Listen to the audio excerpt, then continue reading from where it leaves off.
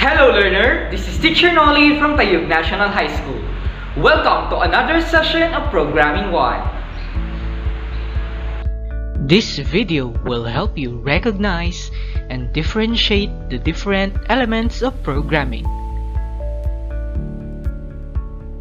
In the previous lesson, we have described programming in different ways. In this lesson, I want you to see programming like these blocks. What do you think will happen if I take away this block?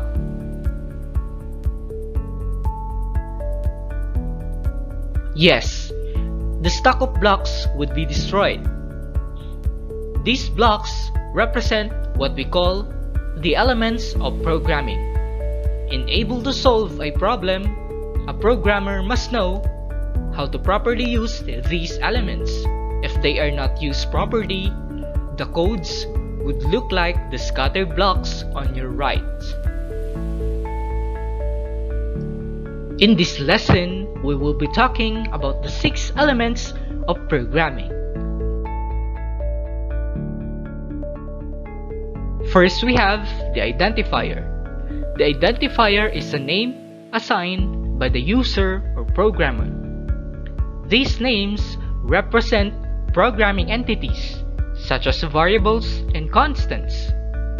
Identifiers can be short names like X and Y, or more descriptive names like age and sum.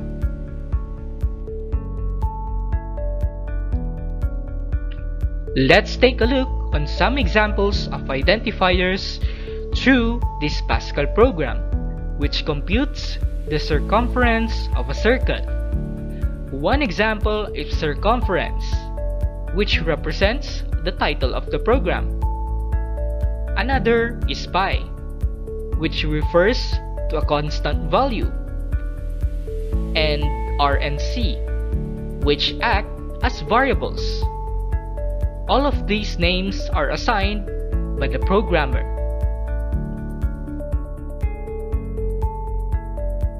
Variable.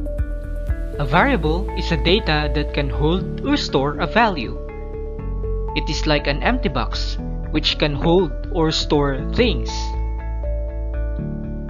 The value inside a variable may change at any time during the course of a program, but it can only store one value at a time. The variable must be declared before use.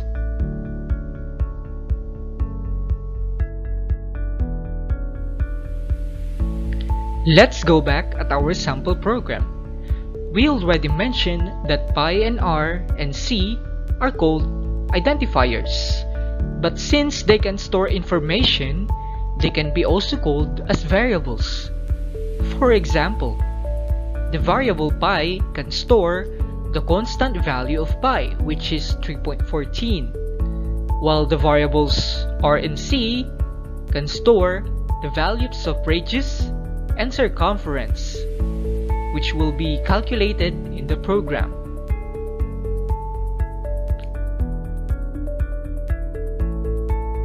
Next, we also have constant. A constant is an example of a variable, but it has a value that never changes throughout the program execution.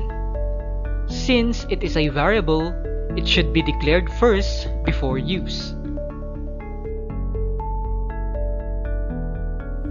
Looking back at our sample program, we can see that pi is an example of a constant variable because it holds the value of pi, which will not change up to the end of the program, while r and c are also variables. However, they cannot be considered as constants because their values, which are the radius and circumference, can change anytime.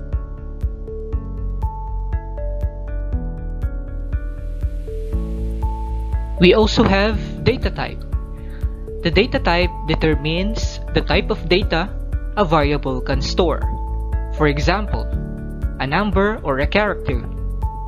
In able to declare the variables, including constants, you need first to identify its data type.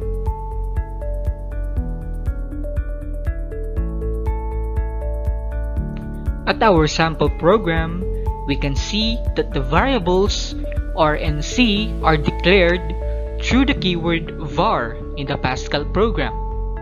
In that line of code, we can also see the word real. This indicates that the variables R and C can store real numbers. Real is an example of a data type.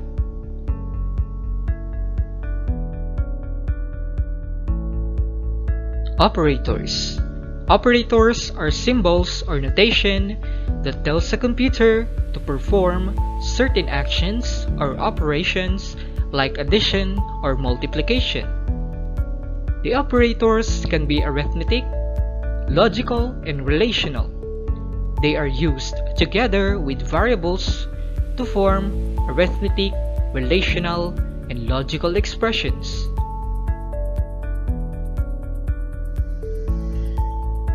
The examples of arithmetic operators are addition, subtraction, multiplication, indicated with the symbol asterisk, and division.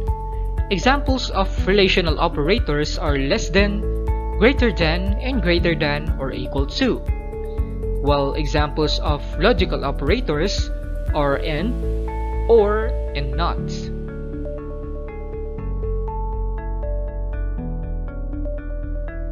At our sample program, we can see that arithmetic operator multiplication is used to spell out the formula for the computation of circumference of the circle using the values of pi and radius.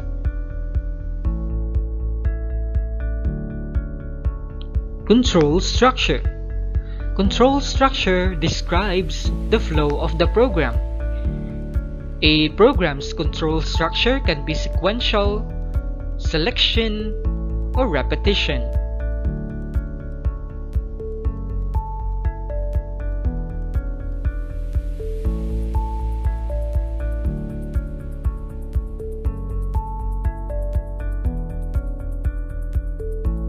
Sequence control refers to the linear execution of codes within a program.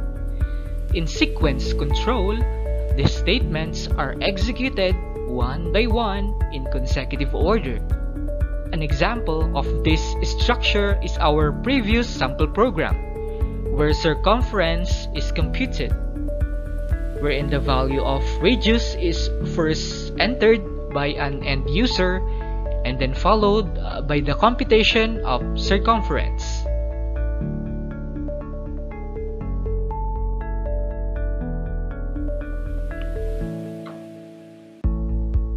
While sequential structure or sequence structure operates in a linear way, selection structure enables the programmer to assign different events for different situations.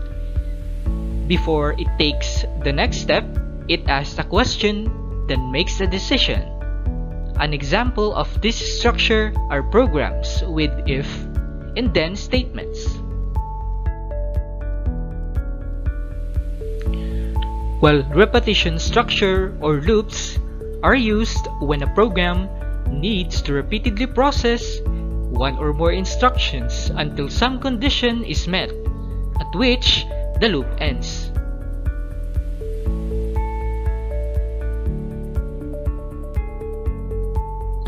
In summary, there are 6 elements in programming. You will use them later on as you continue with the course. In this video, you have recognized and differentiated the elements of programming. And that ends our lesson for today. See you on our next video. Keep safe.